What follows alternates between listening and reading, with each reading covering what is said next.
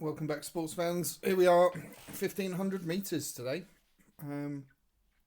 Now, 1500 metres, similar to 800. Obviously, we're looking at just over 3 laps. Previously, and I know I've gone on about these changes before, and to be fair, this does still happen every now and again. If you're in probably the first 4 lanes, you've got the perfect place to be able to do this. So, there is a bit on here where it says sort of get set, and as you say get set, the arm starts coming up of the guy who starts the race. One with a gun. He's got his green jacket on there in the middle, and if it's a delayed raise of that, then it literally gets to the top and it sort of fires near enough straight away. It's a really good indicator, and you can get a perfect start loads of times. That used to be every time before the update happened. So, as we see here, see how that's gone up really quickly on set. So we can't use that as the indicator. So let's just have a look and let's go back a tiny little bit on this. There we go. So this is about to start, and we can actually see the advert's not really helping us in the background. We can see it's like half red, half orange. And it's going to start, there you go, started halfway. Anyway, the way that we did that, so if I just go back, let's do it again. So if I was doing this and I'm sensing that it's not going to be able to do that, and I do it anyway just in case, just to play it safe, but I'll be here. Ready? 2, 3. See? It's just about getting that timing of it.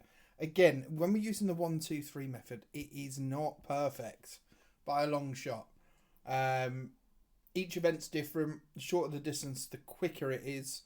Obviously, longer distance, it's the reverse. With the exception of the marathon. Marathon is actually quite a quick countdown. So, we start, we come up, we get the whole boost. We get a perfect there. Now, I just want to go back ever so slightly there. So we can see. Where are we at? Just as we come to see, they're fairly big, but the other thing to bear in mind is we're getting at 3 times speed. So actually, when we're pressing it to try and hit it, we're really pressing it before it gets there. We don't wait for it to get into the green and then hit the button, because if you do that, you'll just get a good. It'll be afterwards. So we can see we're quite early in that one. Again, not too bad. Really interesting. If you want to have a good time on this event, let's just go back. So if you want a good time on this, you have to get that in the blue. Gives you like a quicker, faster boost than normal boosts.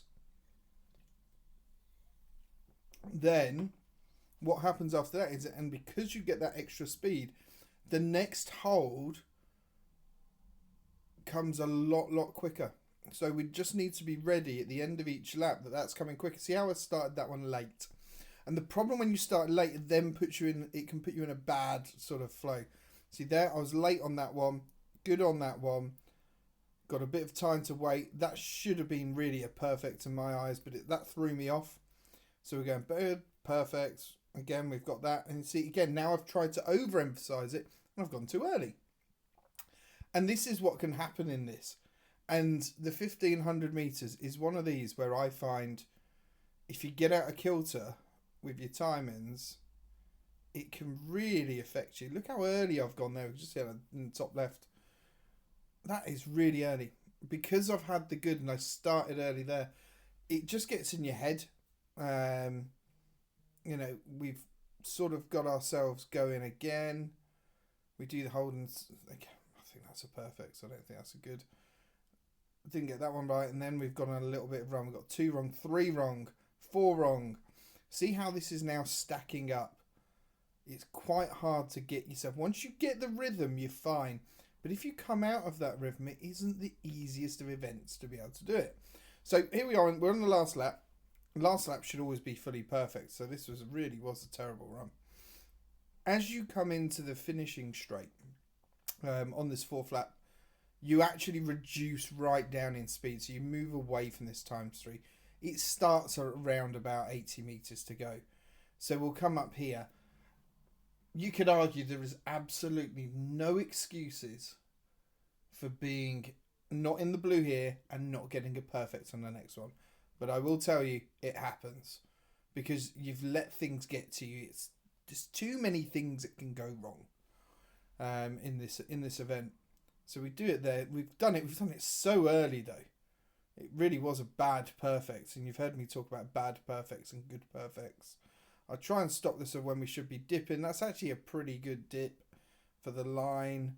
You know, but if we look at the time in the top right hand corner, 3:38.273. It's going to be 2:38.4.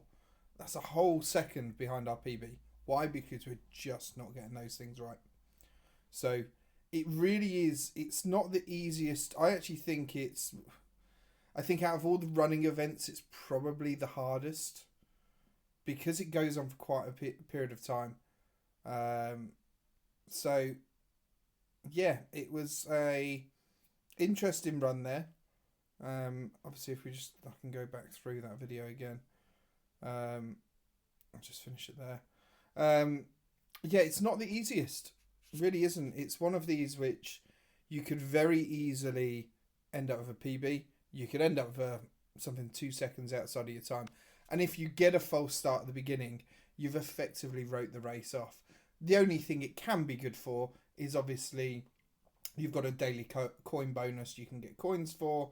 There are the stars that you get for opening up boxes, etc. But yeah, I wouldn't necessarily say I would continue every game if I do a false start. Occasionally, I like the challenge of can I catch the pack back up and still get yourself out into first. When you're doing slower times at the beginning of your journey with this game, you can do that pretty easily, to be fair. When it gets later on in your journey and you're sort of nearing maxed out values, it does become a lot harder. So anyway, that's the 1500. We've had a good go on that one. Next up will be 5,000 and 10,000. So thank you very much.